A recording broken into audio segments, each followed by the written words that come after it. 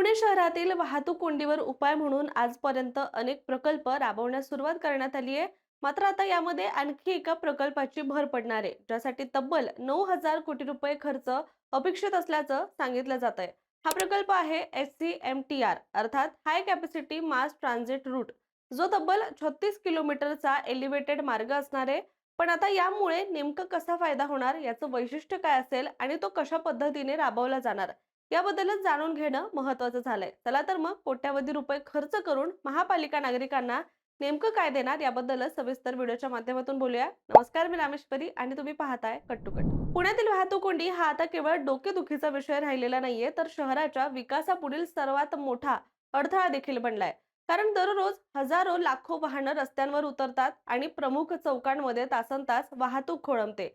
आणि याच समस्येवर आता कायमस्वरूपी उपाय म्हणून पुणे महापालिकेनं आता तब्बल 9,000 कोटी रुपयांचा हाय कॅपॅसिटी मास ट्रान्झिट रूट म्हणजेच SCMTR हा प्रकल्प मार्गी लावण्याचा निर्णय घेतलाय. विशेष म्हणजे हा प्रकल्प फक्त आणखी एक रस्ता नसून पुण्याच्या भविष्यातील वाहतूक व्यवस्थेचा कणा देखील मानला जातोय. याबद्दल महापालिका आयुक्त नवल किशोर राम यांनी स्पष्ट केलंय की शहरातील वाहतूक कोंडी कमी करण्यासाठी SCMTR रिंग रोड आणि भुयारी मार्ग असे 3 मोठे प्रकल्प राबवले जाणार आहेत. मात्र त्यामध्ये सर्वाधिक प्राधान्य SCMTR या प्रकल्पाला दिलं जाणार आहे. आता SCMTR नेमकं काय आहे आपण पाहूयात. तर SCMTR म्हणजे अर्थातच त्याचा फुल फॉर्म हाय कॅपॅसिटी मास ट्रान्झिट रूट असा आहे. मात्र पुणे शहराच्या मध्यवर्ती भागातून जाणारा हा सुमारे 36 किलोमीटर लांबीचा आणि 24 मीटर रुंदीचा पूर्णपणे एलिव्हेटेड म्हणजेच उन्नत मार्ग असणार आहे. या मार्गामुळे शहरातील एका टोकापासून दुसऱ्या टोकापर्यंतचा प्रवास अधिक वेगवान होईल आणि प्रमुख रस्त्यांवरील वाहतूक मोठ्या प्रमाणात कमी होण्याची अपेक्षा व्यक्त केली जाते. या प्रकल्पाचा सर्वात मोठा फायदा म्हणजे या मार्गावर टोल आकारला जाणार नाहीये. त्यामुळे पुणेकरांना अतिरिक्त आर्थिक भार आता सहन करावा सुद्धा लागणार नाहीये. विशेष म्हणजे या प्रकल्पासाठी अंदाजे 9,000 कोटी रुपयांचा खर्च अपेक्षित असल्याचं बोललं जात असून पावसाळा संपल्यानंतर सुधारित DPR म्हणजेच सविस्तर प्रकल्प अहवाल तयार करून तातडीनं याबद्दलची निविदा प्रक्रिया सुद्धा सुरू केली जाणार आहे. यानंतर काही टप्प्यांमध्ये या प्रकल्पाचं काम सुद्धा सुरू होईल आणि महत्त्वाचं म्हणजे महापालिकेचा दावा असा आहे की हा प्रकल्प 2.5 ते 3 वर्षांमध्ये पूर्ण करण्याचा प्रयत्न केला जाणार आहे. मात्र आता ते प्रत्यक्षात कितपत होईल हे मात्र आपल्याला जे पुढच्या काळामध्येच आपल्याला पाहायला मिळणार आहे. त्याशिवाय इतका मोठा प्रकल्प आहे म्हटल्यावर यातील सगळ्यात महत्त्वाची जी अडचण आहे ती भूसंपादन असू शकते असं वाटू शकतंय. परंतु SCMTR मध्ये ही समस्या तुलनेनं कमी जाणवतीये. कारण यामध्ये महापालिका आयुक्त नवल किशोर राम यांनी असं सांगितलंय की केवळ 15% खाजगी जमिनीचं भूसंपादन करावं लागणार आहे आणि त्यामध्ये सुद्धा सुमारे 60% जमीन जी आहे ती सरकारच्या मालकीची आहे. तर 25% भागामध्ये आधीपासूनच रस्ते अस्तित्वात आहे. यामुळे प्रकल्प वेगाने पूर्ण होण्याची शक्यता आता अधिक असल्याचं देखील प्रशासनानं व्यक्त केलंय.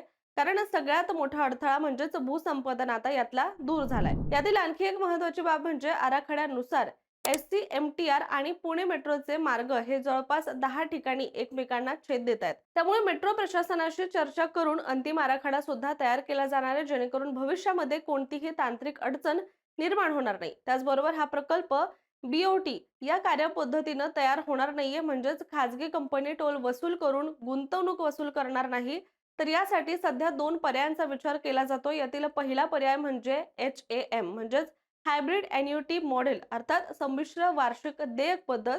यामध्ये प्रकल्पासाठी काही निधी सरकार देतं तर उर्वरित गुंतवणूक जी आहे ती खाजगी कंपनी करतं आणि काम पूर्ण झाल्यानंतर सरकार ठराविक कालावधीमध्ये हप्त्यांमध्ये त्या कंपनीला पैसे देते. याशिवाय दुसरा पर्याय म्हणजे PPP अर्थात पब्लिक प्रायव्हेट पार्टनरशिप सार्वजनिक खाजगी भागीदारी. या पद्धतीमध्ये सरकार आणि खाजगी कंपनी एकत्र येऊन प्रकल्प उभारतात. गुंतवणूक, बांधकाम, देखभाल आणि आर्थिक जबाबदारी दोघांमध्ये ठरलेल्या करारानुसार विभागली जाते.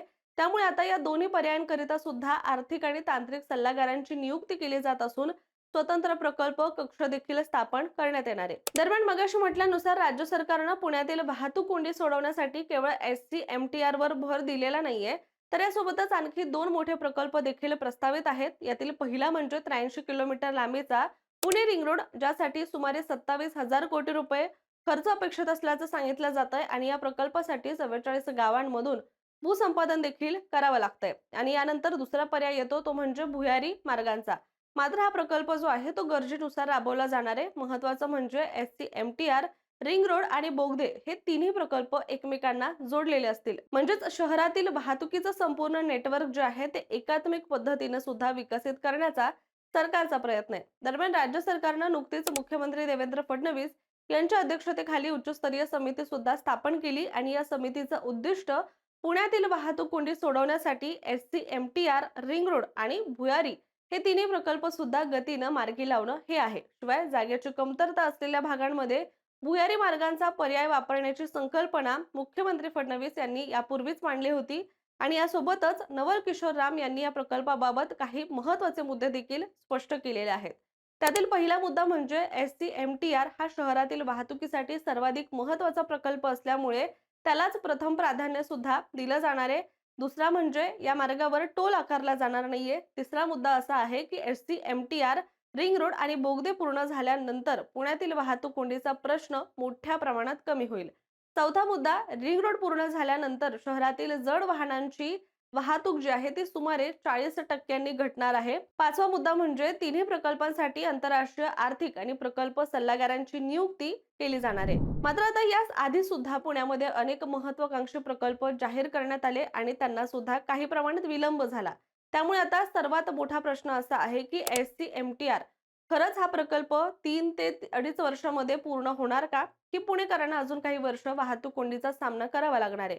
मात्र याचं उत्तर आपल्याला येणाऱ्या काही महिन्यांमध्ये प्रकल्पाच्या प्रत्यक्ष कामातून मिळणार आहे. मात्र तोपर्यंत पुण्यासाठी राबवला जाणाऱ्या या तब्बल 9,000 कोटींच्या प्रकल्पाबद्दलचं तुमचं मत काय? हा निर्णय तुम्हाला कसा वाटतोय? या सगळ्याबद्दलचं मत कमेंट करून नक्की सांगा आणि अशाच माहितीपूर्ण व्हिडिओसाठी सुद्धा कट टू कटला सबस्क्राईब करायला मात्र विसरू नका.